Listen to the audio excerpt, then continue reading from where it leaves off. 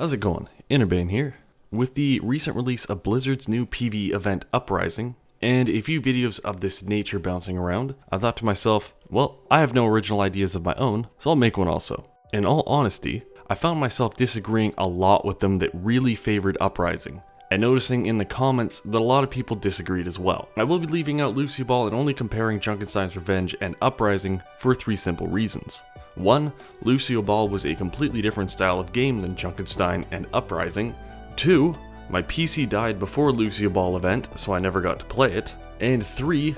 Technically, Lucio Ball was a PvP event, and I'm only comparing PvE events. Though my opinions in this video may differ from a lot of other people's, please try to take this video as an opinion piece and not as a personal attack. Damage control done, pandering check, alright, let's get into this. Let's start off with Junkenstein's Revenge. What can I say about this event? The details, the small details, from the narrator having custom narrations for your character's actions, to everyone photobombing the boss spawns. It had its own level of charm to it, and to this day, not much has matched the feeling of a nano-boosted high noon on that many targets. The goosebumps are real. The story and how it was told, it had this light-hearted sense of humor to it, and the skins, oh those skins, they were a masterpiece. Every single skin in the Junkenstein event completely changed the way your character looked, and the voice lines to match were just the cherry on top. If the Horde mode wasn't enough, they completely revamped the Hollywood map beautifully.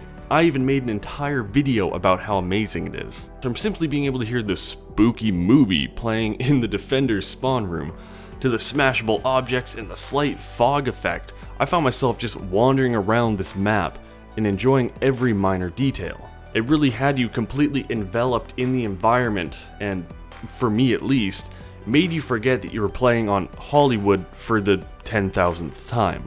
I could feel that the devs truly enjoyed making this event and put their hearts into it, and it really shined through. Junkenstein's Revenge was easily my favorite part of Overwatch so far, and I really hope to see more of this.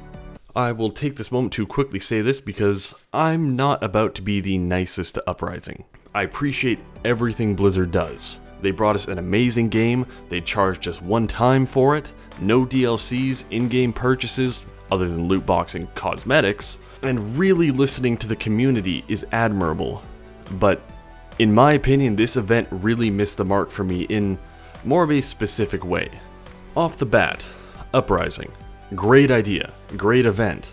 The game definitely needed more lore behind it, but it came across as uninspired and just takes itself too seriously. And yes, I understand that this is a lore event, and everything cannot be puppy dogs and rainbows, but it lacks that lightheartedness that I've come to expect and enjoy from Overwatch. The King's Row map change completely removed any sense of atmosphere or personality it had. Everything now is so bright and cheery, it doesn't suit it. Keeping King's Row the way it was before would have completely changed the feel of the entire event for the better, again, in my opinion. During the cinematic, we were shown this intense intro of a city under siege in this dark setting. Being thrown into a sun-blighted environment in no way matched the cinematic, and it really took me out of it.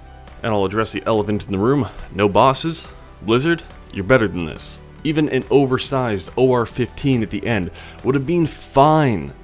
You could have gone even further and gave it bastions for arms, tank form bastions for legs. You could have had so much fun with this. There were so many possibilities. On top of that, I just could not shake the feeling that I was playing a regular match with a smaller team. Catch points, push a payload down the same path as you already do when attacking on King's Row. It's just a slightly altered King's Row map. Even though Junkenstein was an altered Eichenwald map, Junkenstein was altered enough to make me, personally, forget that. It didn't feel like I was on Eichenwald. It felt like I was actually defending the castle from Dr. Junkenstein's onslaught. And the skins, those were probably the highlight for me. The Genji, Widow, McCree, and Orisa skins were fantastic, but the rest just seemed to lack. And I understand they were meant as a original uniform, so they have that going for it, but they just lack in my opinion.